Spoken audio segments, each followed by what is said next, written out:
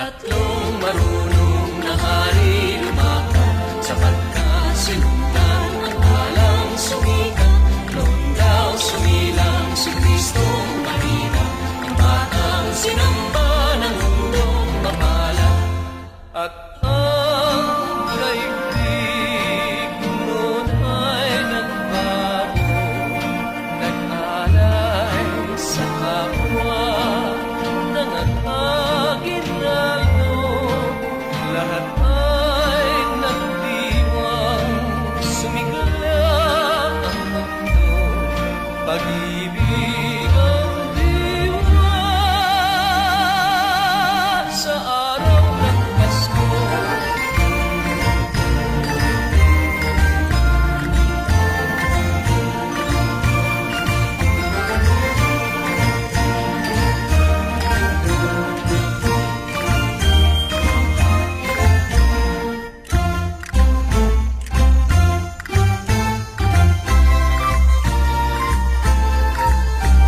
Tatlong marunong na hari lumakad, sapagkat sinundan ang alang sumikat.